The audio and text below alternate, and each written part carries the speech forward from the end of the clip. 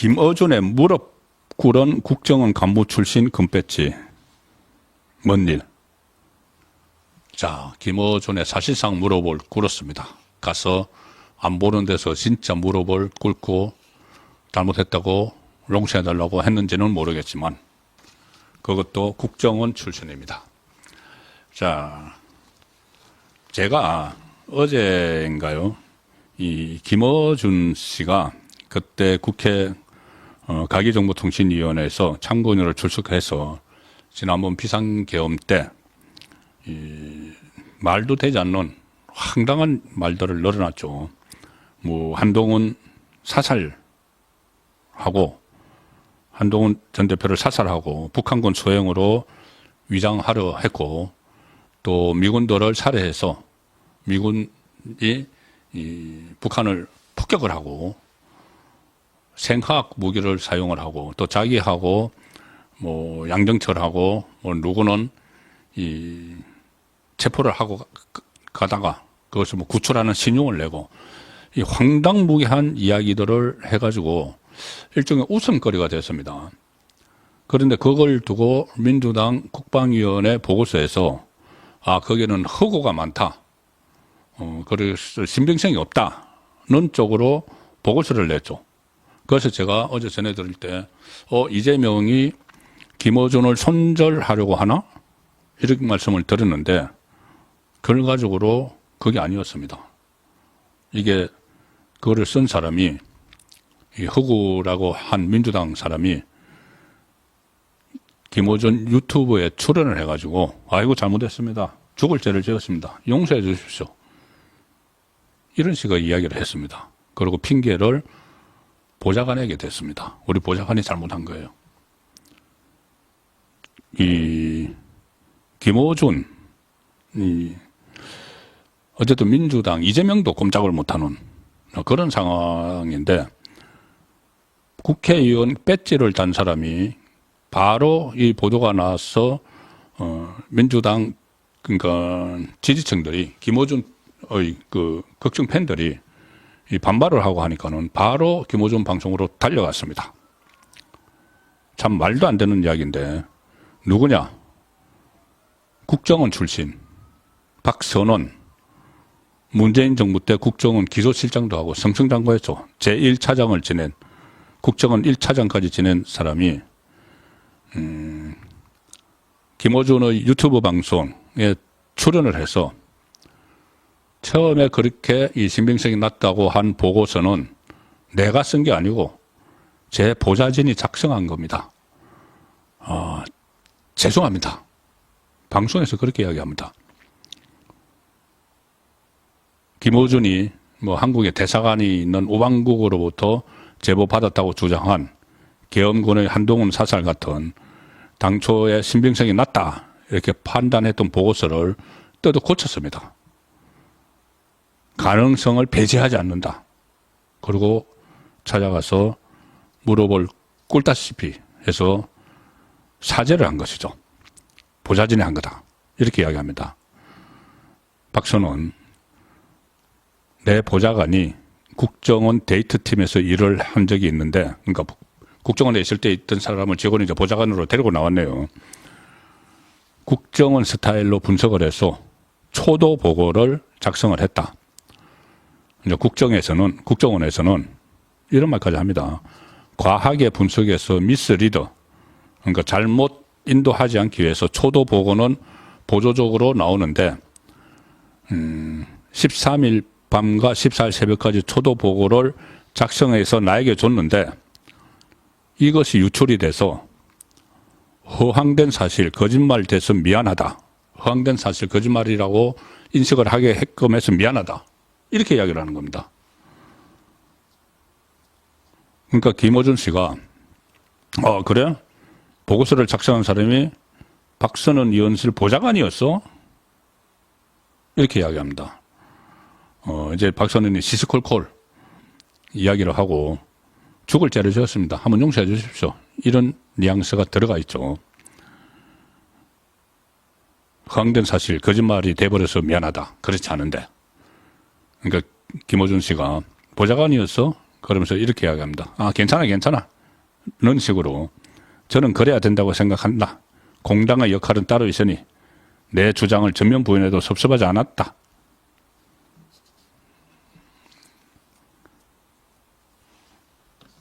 이런 그 이야기를 방송에서 하는 겁니다. 방송에서.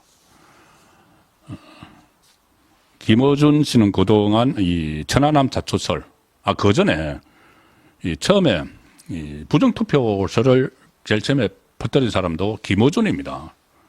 그때 박근혜 그 대통령이 당선됐을 때 부정투표 의혹이 있다고 김어준 씨가 막 퍼뜨렸던 적이 있습니다.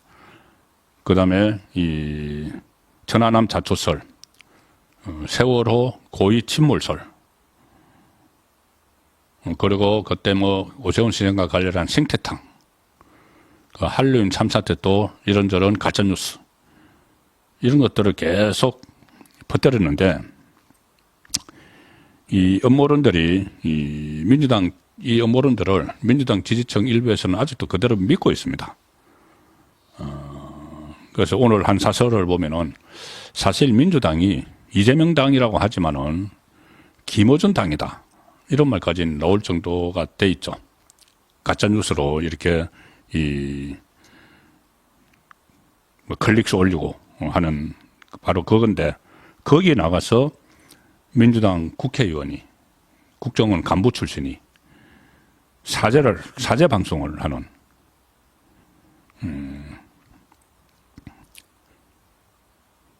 민주당 지지자들이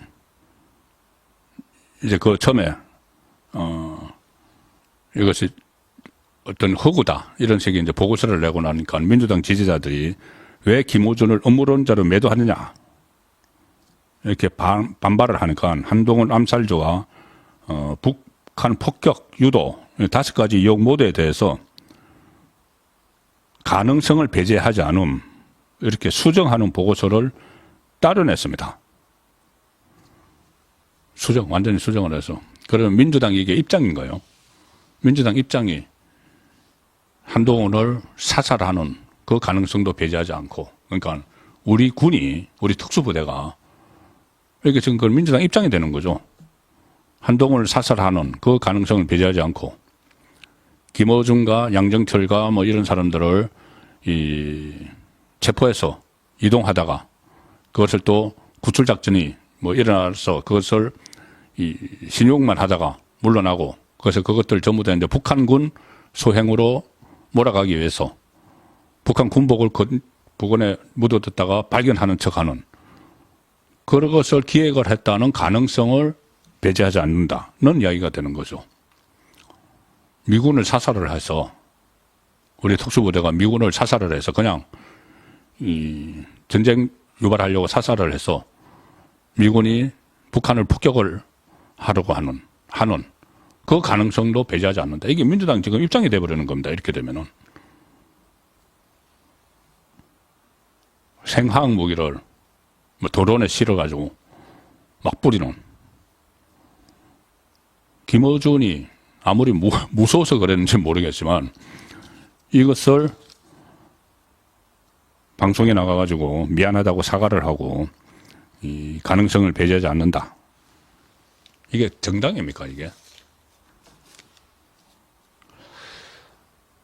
지금도 이런 그 가짜뉴스가 지금 이 비상계엄령 사태 이후에 엄청나게 퍼지고 있습니다. 일일이 말하기도 뭐할 정도로.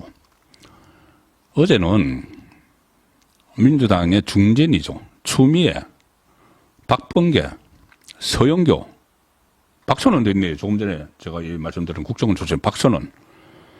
이 사람들이 국회에서 기자회견을 열어서 뭐라고 했냐면은, 김용현 전 국방부 장관이 그때 계엄이 있었던 3일 오전 11시 40분에 국방 컨벤션 센터에서 그때 실국장들과 뭐 오찬을 했는데 이렇게 이야기를 했다. 국회가 국방 예산으로 장난질인데 탱크로 확 밀어버려 라는 취지의 발언을 한 바 있다, 이렇게 주장을 했습니다. 그래서 이것을 오늘 아침에 언론에서 받아 쓴 것도 있죠. 그냥 뜬금없이 이런 말이 나왔다. 오산 참석자가 뭘 말을 했다는 것 같은데 이거를 국정원 출신 박선원 그리고 중진이라는 추미애, 박범계, 서윤교 의원이 이야기를 했습니다. 지금 김용현 전 장관은 구속돼 있죠. 구속돼 있는데 하도 어이가 없으니까는 이 공수처에 이 사람들을 명예훼손 혐의로 고소를 한다고 합니다. 허위 날조 사실이다. 전형적인 반국가 세력의 거짓 선동 책략이다. 즉각 이들을 수사해서 이들의 내란 책동, 이렇게 가짜뉴스 막 퍼뜨리고 하는 내란 책동을 중단시켜야 한다. 그리고 추미애 의원 등에 대한 손해배상을 청구하고 국회의원 징계 청원도 이어서 추진하겠다. 이렇게 아주 강하게 나왔습니다. 이 발언의 진위는 뭐 따져봐야 되겠지만은 김용원 국방부 장관이 이렇게 바로 적극적으로 이렇게 반응을 하면은 자기가 그런 말을 했는지 안 했는지는 본인이 잘 알죠. 만약에 이것을 한 말을 하지 않았다고 하면은 또 다른 뭐 무고죄도 될 수가 있고 하는데 이거 적극적으로 대응을 했습니다. 전에 들여다보니까 이제 가짜뉴스 민주당에서 판을 치고 있는데 가짜뉴스의 최근 원조는 김의겸이죠. 청담동 술자리 거짓말. 이게 오늘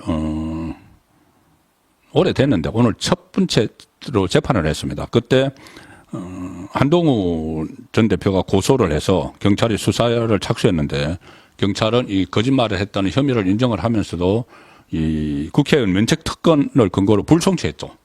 그런데 다시 이의 신청을 해서 검찰이 이 정보통신망법상 명예훼손으로 기소를 했습니다. 그것이 오늘 첫 재판이 열렸는데 첫 재판에서 명예훼손 사건 첫 재판에서 혐의를 전면 부인했다. 전체 공소 사실을 부인한다. 함께 기소된 강진구 전 득탐사 대표도 혐의를 모두 인정하지 않았다. 자, 그래 뭐 첫 번째 재판에서는 뭐 혐의를 인정을 안 했겠지만 이제부터 본격적으로 재판이 시작이 돼서 이런 가짜 뉴스들은 하루빨리 근절을 해야 됩니다. 엄하게 처벌을 해서 근절을 해야 되죠. 조국, 지금 감옥에 가 있는 조국은 감옥에 가기 전날 국회 국회 긴급 현안 질문에서 거짓말을 또 하나 해서 고발도 됐죠. 바로 감옥 가기 전날까지. 그때 그 비상계엄령 사태 때 장갑차가 국회로 들어왔다. 그 합성된 가짜 사진을 가지고 뻔히 알면서 자, 그렇게 해서 현혹하고 선전하고 선동하는 것이 이 좌파들의 이 행태입니다. 그것이 지금 적나라하게 보여지는 사례들이 계속 나오고 있습니다. 지금 이 비상한 이 상황에서도 끊임없이 쏟아지고 있는데 그걸 잘 옥석을 좀 구별해야 되는 그런 수고까지 국민이 해야 되는 상황으로 가고 있습니다.